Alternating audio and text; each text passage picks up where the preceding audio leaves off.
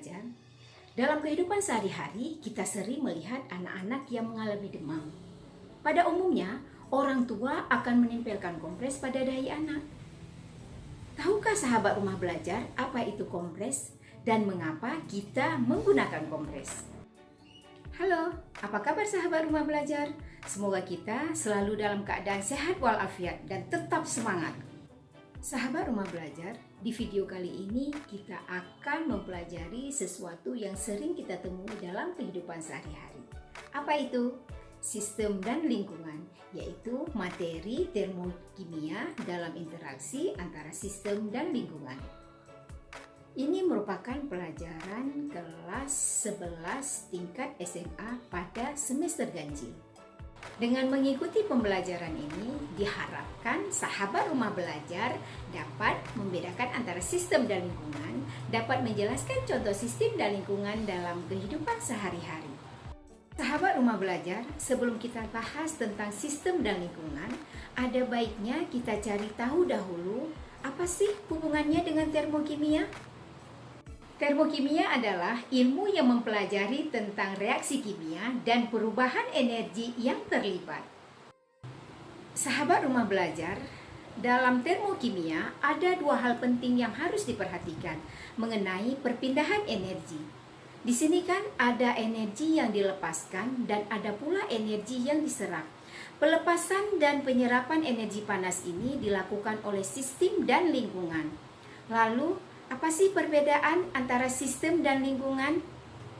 Sahabat ada yang tahu? Yuk kita bahas bersama-sama.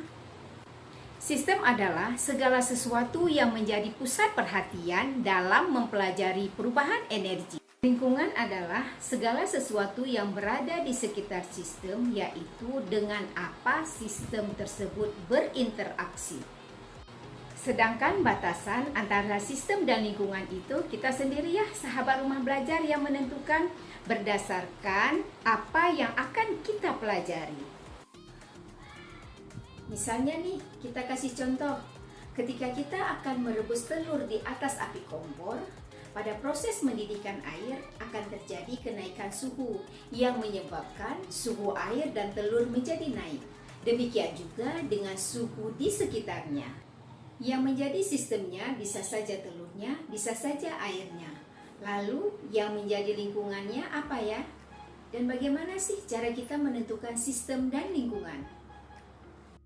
Jika kita menganggap air sebagai sistem, maka wadah, telur, api, kompor, suhu, udara, bahkan tangan yang menyentuh wadah kita sebut sebagai lingkungan.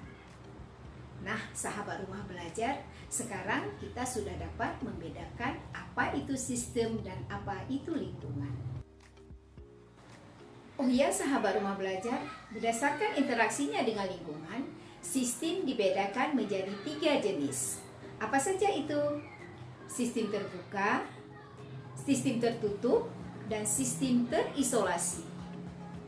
Sistem terbuka adalah suatu sistem yang memungkinkan terjadinya perpindahan kalor dan materi antara lingkungan dan sistem. Contohnya, air panas yang dimasukkan dalam gelas terbuka. Sistem tertutup adalah suatu sistem yang memungkinkan terjadinya perpindahan kalor antara sistem dan lingkungan, tetapi tidak dapat terjadinya perpindahan materi. Contohnya, air panas yang dimasukkan ke dalam gelas tertutup. Sistem terisolasi yaitu suatu sistem yang tidak memungkinkan terjadinya perpindahan kalor dan materi antara sistem dan lingkungan. Contohnya, air panas yang dimasukkan ke dalam termos. Namun, pada kenyataannya tidak ada sistem yang benar-benar terisolasi. Serapat apapun pembatas antara sistem dan lingkungan, lama-kelamaan mungkin akan terjadi transfer energi dari sistem ke lingkungan. Nah, sahabat rumah belajar, kita kembali ya kepada contoh kita yang pertama, yaitu penggunaan kompres. Jika kita anggap tubuh sebagai sistem, maka kompres sebagai lingkungan. Di sini, tubuh akan melepaskan energi panas yang kita sebut sebagai sistem, dan kompres akan menyerap energi panas yang dilepaskan oleh tubuh yang kita sebut sebagai lingkungan. Bagaimana sahabat rumah belajar? Mudah bukan? Sekarang kita sudah dapat membedakan antara sistem dan lingkungan, serta dapat menjelaskan contoh dari sistem dan lingkungan yang sering kita jumpai dalam kehidupan sehari-hari.